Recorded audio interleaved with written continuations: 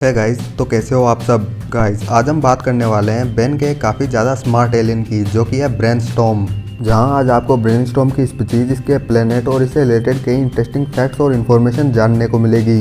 जिसमें आज मैं इस वीडियो के जरिए आपको बताऊंगा कि बेन 10 फ्रेंचाइजी में ब्रेनस्टॉर्म का कैरेक्टर डिजाइन पहले कैसा होने वाला था, ब्रेनस्टॉर्म की स्पीशीज के होम प्लेनेट कैसे डिस्ट्रॉय हुए, ब्रेनस्टॉर्म का जो ये नाम है ब्रेनस्टॉर्म, इसका क्या मतलब होता है। वैसे तो हम सबको पता है कि ब्रेनस्टॉर्म जब बात करता है तो उसका मुंह नहीं खुलता, लेकिन एक ऐसा एपिसोड है जिसके अंदर ब्रेनस्टॉर्म का मुंह खुला था बात करते वक्त। वो एपिसोड कौन सा है उसके बारे में भी मैं आपको बताऊंगा। ब्रेनस्टॉर्म की स्पीशीज है उसका कुदरती शिकारी, बोले तो प्रीडेटर कौन है, उसके बारे में भी हम आज की इस वीडियो में बात करेंगे। ब्रेनस्टॉर्म का जो होम प्लेनेट है वहाँ पे और कौन कौन सी दूसरी स्पीशीज रहती है, विलगेक्स और ब्रेनस्टॉर्म के प्लेनेट में क्या सिमिलरिटी है, वो भी आपको इस वीडियो में जानने को मिलेगी। ब्रेनस्टॉर्म का कैरेक्टर किस रियल लाइफ क्रिएचर से इंस्पायर्ड है, उसके बारे में भी हम बात करेंगे। इन सब टॉपिक्स के अलावा भी आज की इस वीडियो में बहुत सारे टॉपिक है, तो इस वीडियो में बने रहना। बाकी अगर आज इस चैनल के ऊपर पहली बार आए हो या फिर अभी तक इस चैनल को सब्सक्राइब नहीं किया तो सब्सक्राइब कर लेना, क्योंकि इस चैनल के ऊपर मैं बेन 10 से रिलेटेड ऐसे ही इंटरेस्टिंग वीडियो लाता रहता हूँ। तो फिर चलिए अब without wasting any more time let's begin. तो वीडियो को शुरू करते हैं और सबसे पहले बात करते हैं ब्रेनस्टॉर्म की स्पीशीज की। तो ब्रेनस्टॉर्म की स्पीशीज है सेरेब्रोक्रोस्टेशियन। इस स्पीशीज के जो एलियन है वो एक क्रेब जैसे दिखते हैं, जो कि अभी एनसेफेलोनस 4 नाम के एक प्लेनेट पर रहते हैं। इनका जो ये प्लेनेट है एनसेफेलोनस, इससे पहले इनके 3 प्लेनेट और थे, लेकिन अभी वो तीनों के तीनों प्लेनेट डिस्ट्रॉय हो चुके हैं ब्रेनस्टॉर्म की स्पीशीज के जो पूर्वज थे उनकी कुछ गलतियों की वजह से, जिनके बारे में अभी हम आगे बात करेंगे। ब्रेनस्टॉर्म की जो ये स्पीशीज है ये जब बात करती है तो इनका मुंह नहीं खुलता, ये सिर्फ साउंड वेव्स के जरिए बात करते हैं। लेकिन वहीं बेन 10 एलियन फोर्स का एक एपिसोड आया था war of the worlds part 2, जो कि बेन 10 एलियन फोर्स का 26 नंबर का एपिसोड था, जिसमें हमने देखा कि जब ब्रेनस्टॉर्म अपनी स्मार्टनेस की डींगे हाँक रहा था एजमत के सामने, तब हमें पहली और आखिरी बार ब्रेनस्टॉर्म के जो लिप्स थे वो मूव होते नजर आए। ब्रेनस्टॉर्म की जो स्पीशीज है सेरेब्रोक्रोस्टेशियन, इसके नाम की बात करें तो ये नाम 2 वर्ड्स को मिलाकर बना है, जिसमें पहला है सेरेब्रो, जो कि एक स्पेनिश वर्ड है जिसका यूज स्पेनिश लैंग्वेज के अंदर ब्रेन के लिए होता है, और सेकंड वर्ड है क्रिस्टेशियन, जिसका मतलब यहाँ सिंपली क्रिस्टेशियन से ही है, जो कि इंग्लिश लैंग्वेज के अंदर एक नाउन है जिसका यूज क्रेब जैसे छोटे जीवों के लिए होता है। जैसा कि हम सबको पता है कि बेन 10 फ्रेंचाइजी में गेलोन्स स्पीशीज को सबसे स्मार्ट स्पीशीज माना जाता है, और बेन 10 फ्रेंचाइजी में स्मार्टनेस को लेकर गेलवंस के बाद में नंबर आता है ब्रेनस्टॉर्म की इस स्पीशीज का। लेकिन डॉक्टर साइकोबॉब, जो कि खुद ब्रेनस्टॉर्म की स्पीशीज का एक एलियन है, वो अक्सर एजमत से इस बात को लेकर लड़ता रहता था कि एजमत की जो स्पीशीज है गेलवंस उससे ज्यादा स्मार्ट है उसकी ये स्पीशीज।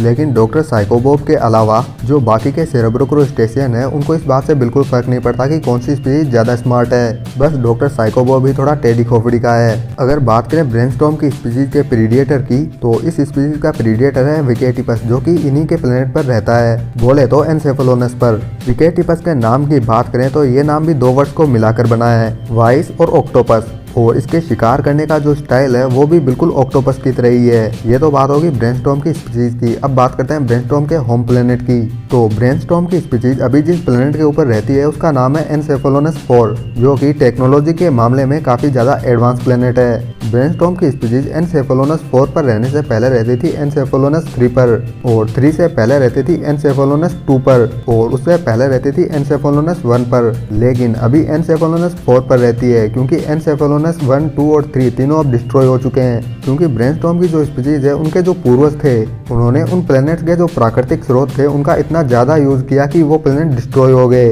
लेकिन जैसे एक एक करके एनसेफेलोनस 1, 2 और 3 डिस्ट्रॉय हुए और ये आए एनसेफेलोनस 4 प्लेनेट पर, तब जाकर जो मॉडर्न सेरेब्रोक्रेस्टियन है उन्होंने अपने पूर्वजों से एक सीख ली कि जो प्लेनेट के प्राकृतिक स्रोत है उनका हद से ज्यादा यूज नहीं करना, जिस वजह से इनका अभी ये 4th नंबर का प्लेनेट सेफ है। इनके जो ये प्लेनेट थे इनके बारे में कहा जाता था कि ये प्लेनेट इलेक्ट्रिक क्लाउड से पूरी तरह से कवर्ड है। लेकिन वही बेन 10 ओमनीवर्स में जब हमें इनके इस प्लेनेट को दिखाया गया तब हमने देखा कि इनके जो प्लेनेट का वेदर है वो बिल्कुल नॉर्मल है, जहाँ ग्रे कलर का स्काई है, जो कि बिल्कुल भी इलेक्ट्रिक क्लाउड से कवर्ड नहीं है। लेकिन हमें एनसेफेलोनस 4 ही दिखाया गया था, हो सकता है कि एनसेफेलोनस 1, 2, 3 पर ऐसा कुछ हो। इनके इस प्लेनेट पर विकेटिपस और ब्रेनस्टॉर्म की स्पीशीज के अलावा एक स्पीशीज और रहती है, जो कि है साइबर स्क्विड्स, जिन्हें हमने सबसे पहले बेन 10 क्लासिक में देखा था। अगर आपने मेरी विलगेक्स फैक्ट वाली वीडियो देखी है तो आपको पता होगा कि विलगेक्स का जो प्लेनेट है उसके 2 मून है, और विलगेक्स के उस प्लेनेट के जैसे ही जो ये ब्रेनस्टॉर्म का प्लेनेट है इसके भी 2 मून है। इनका जो ये प्लेनेट है एनसेफेलोनस, इसके नाम की बात करें तो ये नाम आया है एनसेफेलन से, जिसका मतलब होता है ब्रेन। ये तो बात होगी ब्रेनस्टॉर्म की स्पीशीज और उसके होम प्लेनेट की। अब बात करते हैं बेन के ब्रेनस्टॉर्म की। तो सबसे पहले हम बात करते हैं ब्रेनस्टॉर्म के नाम की। तो देखो, ब्रेनस्टॉर्म के नाम के दो मतलब निकलते हैं और ब्रेनस्टॉर्म को देखते हुए ब्रेनस्टॉर्म के नाम के ये दोनों ही मतलब सही निकलते हैं। जिसमें पहला तो ये कि ब्रेनस्टॉर्म का नाम ब्रेनस्टॉर्म वर्ड से ही आया है, जिसका मतलब होता है कि अपने आईक्यू के जरिए नए नए आइडियाज लाना और उनसे प्रॉब्लम्स को सॉल्व करना, जैसा कि अक्सर हम ब्रेनस्टॉर्म को करते देखते हैं। और दूसरा ये भी हो सकता है कि ब्रेनस्टॉर्म का नाम ब्रेन और स्टॉर्म दोनों से मिलकर बना है, जो कि ब्रेनस्टॉर्म के ब्रेन में जो इलेक्ट्रिक पावर्स है उनको रेफर किया गया है। ये तो बात होगी ब्रेनस्टॉर्म के नाम की। अब बात करते हैं बाकी के और फैक्ट्स की। तो आपने बेन 10 एलियन फोर्स और बेन 10 अल्टीमेट एलियन सीरीज के अंदर ब्रेनस्टॉर्म की इलेक्ट्रिक पावर्स को नोटिस किया होगा, जहां हमने देखा कि बेन 10 एलियन फोर्स और अल्टीमेट एलियन सीरीज के अंदर ब्रेनस्टॉर्म की इलेक्ट्रिक पावर्स येलो कलर की थी।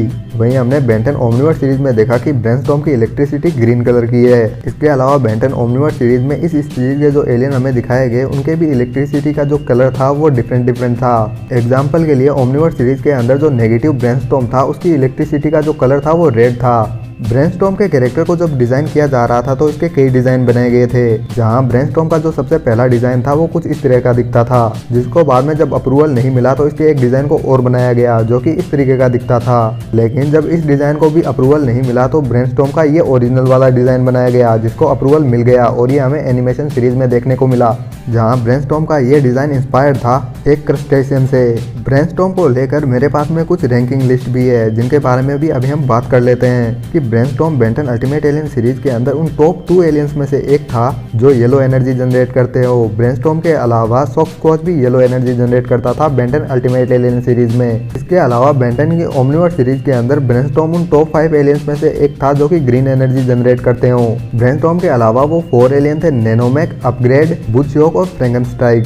इन सब के अलावा बेन 10 फ्रेंचाइजी में ब्रेनस्टॉर्म ऐसा इकलौता एलियन है जिसके बोलने का एक्सेंट चेंज किया गया हो, जहां बेन 10 एलियन फोर्स सीरीज और अल्टीमेट एलियन सीरीज में ब्रेनस्टॉर्म ब्रिटिश एक्सेंट में बात करता था, क्योंकि कहा जाता है कि ब्रिटिश एक्सेंट में बात करने से रॉयल और स्मार्ट लगते हैं। वहीं बेन 10 ओमनिवर्स सीरीज में ब्रेनस्टॉर्म का एक्सेंट चेंज कर दिया गया, जहां ब्रेनस्टॉर्म लुडविग और ड्रेक के एक्सेंट में बात करने लगा। बेन 10 रिबूट में ब्रेनस्टॉर्म के फीचर होने की बात करें तो अब तक ऐसा कोई प्लान नहीं है कि ब्रेनस्टॉर्म को बेन 10 रिबूट के अंदर फीचर किया जाए। तो फिर चलिए गाइस, आज के लिए बस इतना ही। अगर आपको ये वीडियो पसंद आई है तो इस वीडियो को जरूर से लाइक करके जाना।